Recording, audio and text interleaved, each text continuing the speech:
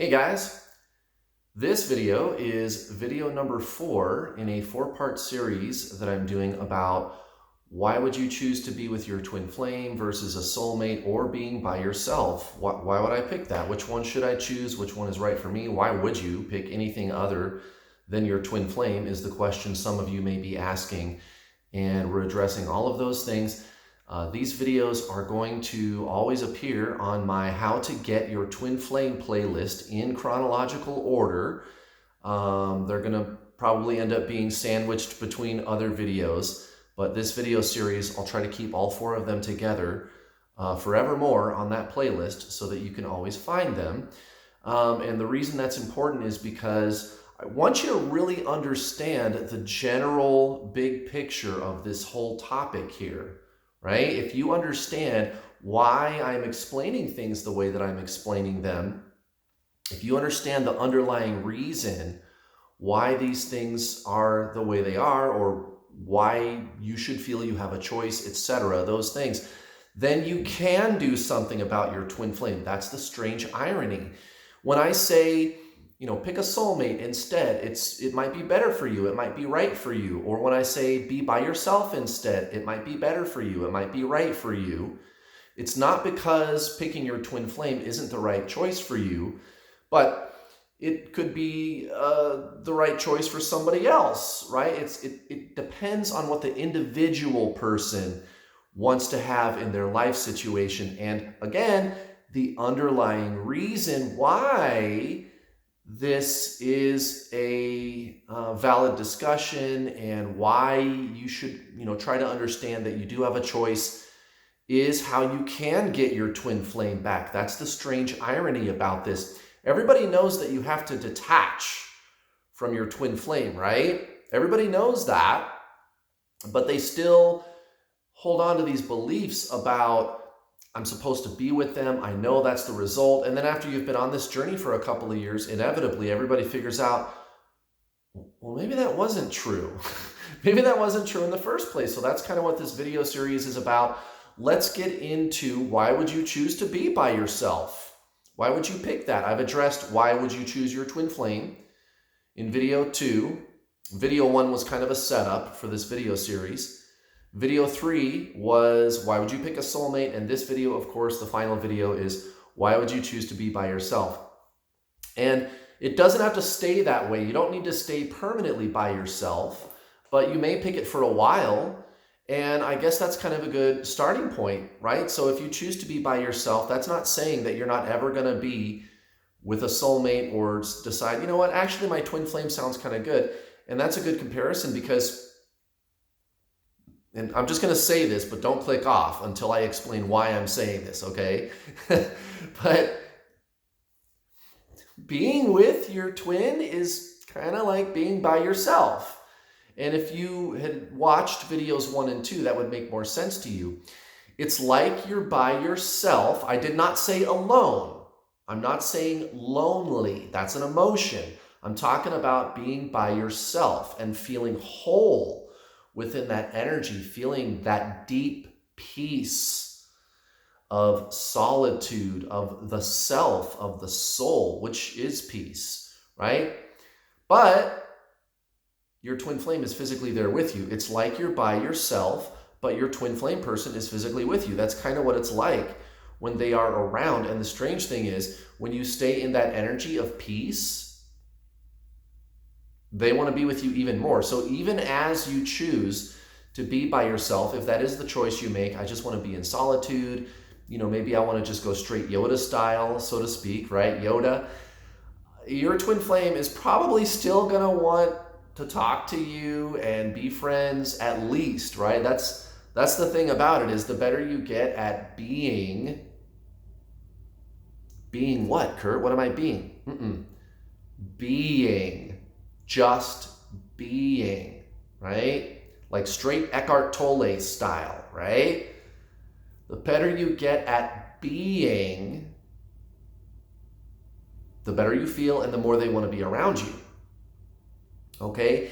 And your day-to-day life could consist of, I'm going to get out of bed. Maybe I got to work a little bit today. Maybe not. Maybe I'm just going to go for a walk down the train tracks. I'm going to go walk around. I'm going to maybe hang out with some friends or go see my mom or just go window shopping by myself, right? Solitude. Not a negative experience, not positive, not negative. You're just being. You're just allowing yourself to exist in that state of meditation, basically, right? Meditation is not really an activity, although that's kind of what we think of when we hear the word meditation. I'm going to sit down in a chair and I'm going to meditate.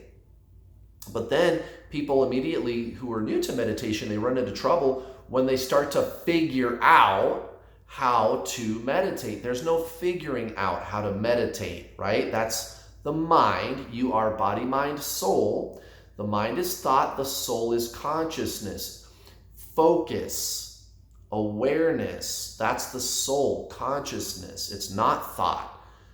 So if you're trying to figure out how, you're not going to figure it out. And by the way, it's not really you who is figuring out. It's the mind. You are not your mind. You're not the personality. And I'm not saying the mind is bad, but that's just not what you are. You are the consciousness. You are the observer of the mind. And you just have to be there existing.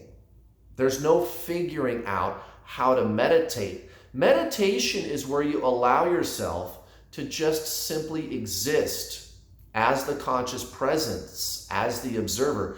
And I tell everybody, study the teachings of Eckhart Tolle. Read his books, The Power of Now, Practicing the Power of Now, A New Earth. I recommend starting with The Power of Now. There's also Michael Singer. If Eckhart Tolle, try Eckhart Tolle first. He is really easy to understand. Some people, very few, but some people don't resonate right away with him, and then they come back later and they go, oh, I get it. So if that happens to you, try Michael Singer, and you'll totally get the message that they're trying to tell you about being. And if you really enjoy that space, if you really enjoy that peace, if you're just loving it, that's why you would choose to be by yourself. And your twin flame, maybe they're going to want to go have coffee with you every once in a while, and that's okay too. But for the most part, you're just hanging out, being. There's no goal. There's no thing for us to get to. You can do that. That's not a problem. If you want to set goals, if you want to do things, if you are looking to enhance your life experience through actions and activities, no problem. But you're really very focused every day on just existing. And it feels good. It feels right. Like I said in the other videos, why would you pick any one of these three things? My twin, a soulmate, or being by myself? What is the determining factor? Why would I choose one over the other? It's really just personal preference, guys. And you might try all of them out. And actually, I'll tell you what, most people, almost all, if you think about it, before they choose their twin or a soulmate, they do spend a lot of time in solitude, and that's even what I tell my students to do, right? I've coached almost 4,000 people. I've caused more unions than any other twin flame coach on the planet. My twin flame is permanently in my life. And this is what I tell my students, you guys. Spend some time in solitude, at least a few months, 6 months, a year. It's not that much time. A year? Oh my goodness. It's not that much time, guys. 6 months, a year. Make yourself go into solitude. And when it's time to move into relationships, you'll know when it's time. But remember this, with your twin flame, it's not a relationship. With a soulmate, it's a relationship. A relationship is something that you have when there is me and there is an other person. You are relating to that person. It's relative. There's me and there's the other. I'm relating, right? That's a soulmate. And you can't really have a relationship with yourself either when you're clear what the self is. The mind is duality, so it's going to tell you I have to love myself. That's not really true. I'm not saying that it is bad to do that. Actually, it's really great to do that. But what I'm talking about is straight spiritualism, straight Zen, no psychology, right? Not the mind. And again, if you want to explore psychology and self-analysis and healing and those types of things, and having a better relationship with your personality, that's beautiful. But being in the space of the self, just being, that's going to enable you to do that even better. And that's what this is all about. And when you embrace that, when you embody that, that's when your twin flame shows up anyway. There is no relating to an other with your twin flame, because remember, your twin flame is you. They're really not an other person. If you believe if you believe that you are your personality and you believe that they are their personality, then okay, it's going to seem that way.